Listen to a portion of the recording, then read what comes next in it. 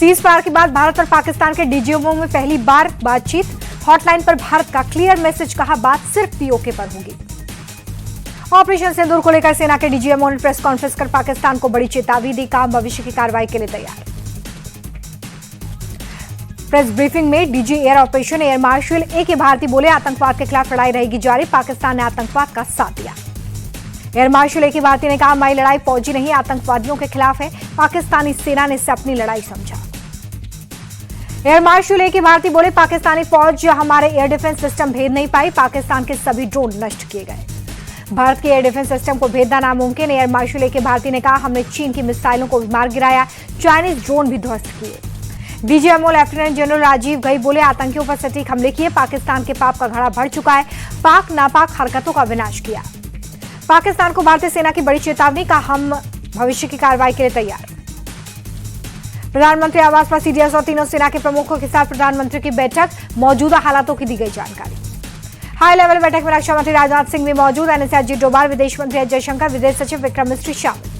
भारतीय नेवी का पाकिस्तान को मैसेज, वीडियो जारी कर कहा, जरूरत पड़ने पर सटीक निशाना लगाएंगे। सीज फायर के बाद खुले इंडिया के 32 एयरपोर्ट्स, तत्काल प्रभाव से खोले गए एयरपोर्ट्स भारत पाक तनाव के बीच 15 मई तक बंद किए गए थे। एयरपोर्ट अथॉरिटी का यात्रियों को सलाह, उड़ान के समय बदलाव हो सकता है, अपडेट के लिए एयरलाइन की वेबसाइट्स को चेक करें। भारत सरकार ने पाकिस्तान का झूठ एक्सपोज किया, पीआईबी फैक्ट चेक ने इंडिया टीवी की खबर को बताया सही। पाकिस्तानी आर्मी ने इंडिया टीवी की आधी अधूरी क्लिप दिखाई थी, पाकिस्तानी आर्मी ने पूरी क्लिप नहीं दिखाई थी। पाकिस्तानी आर्मी का एक और झूठ पकड़ाया, आतंकवादी हाफिज अब्दुल रऊफ को मौलाना बताया। भारत ने आज फिर चिनाब नदी का पानी छोड़ा, रियासी के सलाल डैम का एक गेट खोला गया है, कल भी खोले गए थे गेट। सीज फायर के बाद बगलिहार डैम का एक गेट खोला गया। पहलगाम हमले के बाद से सिंधु जल समझौता स्थगित। राजौरी में एरिया क्लियरेंस ऑपरेशन चलाया गया, आर्मी ने जिंदा मिले शेल को डिफ्यूज किया। पटना लाया गया शहीद बीएसएफ के सब इंस्पेक्टर का पार्थिव शरीर, मंत्री नितिन नवीन और तेजस्वी यादव ने दी श्रद्धांजलि। पाकिस्तान की गोलीबारी में मोहम्मद इम्तियाज शहीद हुए थे। जाकिर हुसैन के परिजनों से भी मिले जम्मू कश्मीर के एलजी मनोज सिन्हा, हर मदद का भरोसा दिया। जम्मू कश्मीर के सीएम उमर अब्दुल्ला ने पुंछ का दौरा किया, पीड़ित परिवारों से मुलाकात, प्रशासन हर मदद के लिए तैयार। सुनील कुमार के परिवार से भी मिले डेप्यूटी सीएम, परिवार को दी सांत्वना। बीजेपी नेता तरविंदर रैना की पाकिस्तानी सेना को दो टूक, कहा पाकिस्तान ने मानवता का कत्ल किया, गोलीबारी में आम लोगों को निशाना बनाया। उत्तराखंड के सीएम पुष्कर सिंह धामी का बयान, भारतीय सेना ने बहादुरी और साहस का परिचय दिया, पाकिस्तान के कई स्थानों पर भारी तबाही। ऑपरेशन सिंदूर की सफलता पर तिरंगा यात्रा निकालेगी बीजेपी, 13 से 23 मई तक देश भर में निकाली जाएगी। ऑपरेशन सिंदूर को लेकर बीजेपी की प्रेस कॉन्फ्रेंस, अमृत पात्रा बोले, आतंकवाद का खात्मा पूरी दुनिया ने देखा। पात्रा बोले, ऑपरेशन सिंदूर सफल हुआ, भारतीय सेना के अदम्य साहस का परिचय मिला। समित पात्रा बोले कि भारत ने पाकिस्तान में आतंकी अड्डों का सफाई किया, सेना ने आतंकवाद को मिट्टी में मिला दिया। पहलगाम आतंकी हमले का बदला हुआ पूरा। समित पात्रा बोले, प्रधानमंत्री ने जो कहा वो करके दिखाया। समित पात्रा बोले, पाकिस्तानी जनता ये जानती है कि भारत इस बार छोड़ेगा नहीं, पाकिस्तान की एक एक इंच जमीन भारत की पहुंच में है। बीजेपी बोली कि जिन्होंने मांग का सिंदूर मिटाया वो मिट्टी में मिल गए, ये नया भारत है, घर में घुसकर मारता है। हरियाणा सरकार के मंत्री अनिल विज का बयान, सीज फायर ही हुआ, लड़ाई खत्म नहीं हुई, पाकिस्तान ने हिंदुस्तान की ताकत को देखा। भारत पाक सीज फायर पर कांग्रेस अध्यक्ष खड़गे का बयान, यह समय युद्ध का नहीं बल्कि बुद्ध का है, पाकिस्तान आतंकी देश है। ऑपरेशन सिंदूर में हुई जवानों की शहादत पर प्रियंका गांधी ने जताया दुख, ट्वीट कर शोकाकुल परिवारों के प्रति जताई संवेदना। आरजेडी नेता तेजस्वी यादव का बयान, हम भारतीय सेना को सलाम करते हैं, हर बार की तरह इस बार भी मुंह तोड़ जवाब दिया। सीज फायर पर बोले आरजेडी सांसद मनोज झा, सरकार को विशेष सत्र बुलाना चाहिए, दुनिया में संदेश देना चाहिए कि हमें मध्यस्थता के लिए तीसरे देश की जरूरत नहीं। कांग्रेस नेता पवन खेड़ा का बयान, सेना ने बहादुरी से पाकिस्तान को सबक सिखाया, सरकार ने बहुत सारे सवाल करने हैं, जो सवाल सिर्फ विशेष सत्र बुलाए जाने पर पूछे जा सकते हैं। पाकिस्तान के ऑपरेशन बनियान उल मरसूस पर ओवैसी का पलटवार, बोले इस्लाम के नाम पर झूठ फैला रहा है पाकिस्तान।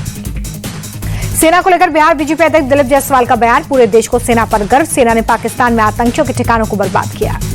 18 जून को श्रीहरिकोटा से EOS-09 उपग्रह लॉन्च करेगा इसरो, सैन्य योजना और संचालन के लिए महत्वपूर्ण जानकारियां मिलेंगी। मध्य प्रदेश के सीएम मोहन यादव की नक्सलियों को चेतावनी, कहा जो सरेंडर करना चाहते हैं उनको मौका दे रहे हैं, जो सरेंडर नहीं करेंगे उनको जीने का हक नहीं। दिल्ली को सीएम रेखा गुप्ता की सौगात, 500 किलोवाट के सोलर पावर प्लांट का उद्घाटन, उपराज्यपाल रहे मौजूद। हरियाणा पंजाब जल संकट पर मंत्री अनिल विज का बयान, कहा जब तक दिल्ली में आपकी सरकार रही तब तक पानी बंद नहीं हुआ, दिल्ली में हार को लेकर मान सरकार बदला लेना चाहती है। गोरखपुर में सीएम योगी ने जनता दरबार लगाया, लोगों की समस्याएं सुनी। वाराणसी में सीएम योगी ने की समीक्षा बैठक, शहर में चल रहे विकास कार्यों की समीक्षा की। रायपुर सड़क हादसे पर डिप्टी सीएम अरुण साहू ने दुख जताया, बोले हादसा दुखद, मृतकों के परिजनों के प्रति संवेदना। सियासत की तैयारी में जुटी मध्य प्रदेश सरकार, मुख्यमंत्री मोहन यादव ने अधिकारियों के साथ की बैठक। तमिलनाडु के मदुरई में चित्तिरई महोत्सव की शुरुआत, महोत्सव में बड़ी संख्या में श्रद्धालु हुए शामिल। पीएम मोदी ने देशवासियों को बुद्ध पूर्णिमा की दी शुभकामनाएं, ट्वीट कर लिखा, बुद्ध का जीवन सदैव करुणा और शांति के लिए प्रेरित करता है। हरिद्वार में हर की पौड़ी पर श्रद्धालुओं की उमड़ी भीड़, बुद्ध पूर्णिमा के अवसर पर भक्तों ने गंगा नदी में लगाई आस्था की डुबकी। बुद्ध पूर्णिमा के मौके पर प्रयागराज में बड़ी संख्या में पहुंचे श्रद्धालु संगम में पूजा अर्चना की, आस्था की डुबकी लगाई।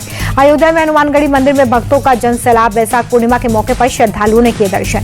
दिल्ली के ग्रेटर कैलाश में सड़क पर उतरकर लोगों ने जताया विरोध, प्राइवेट अस्पताल के निर्माण के खिलाफ लोगों में नाराजगी।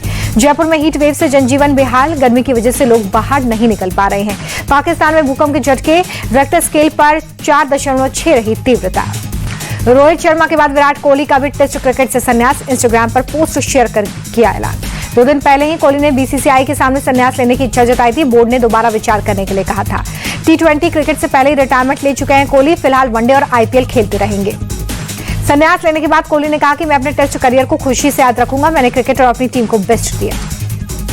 साल 2011 में वेस्टइंडीज के खिलाफ कोहली ने टेस्ट का डेब्यू किया था। पहले मैच में दोनों पारियों में मिलकर सिर्फ 19 रन बनाए थे। जनवरी 2025 में सिडनी में ऑस्ट्रेलिया के खिलाफ कोहली ने अपना आखिरी टेस्ट मैच खेला। करियर के आखिरी टेस्ट में विराट ने पहली पारी में 17, दूसरी पारी में 6 रन बनाए।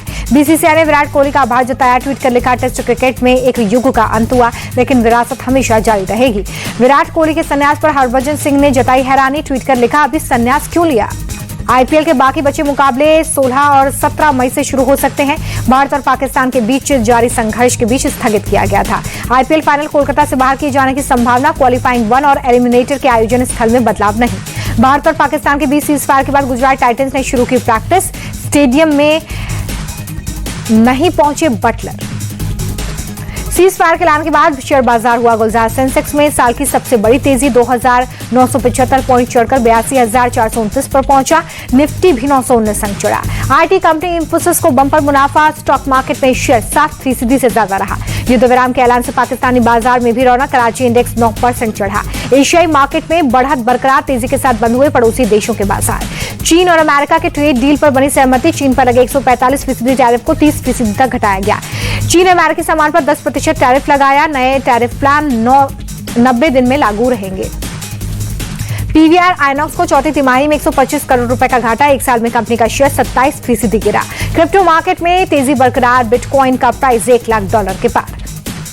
गोल्ड की सबसे लंबी छलांग, 3,400 रुपए की बढ़त के साथ 96,550 रुपए प्रति 10 ग्राम सोने की कीमत।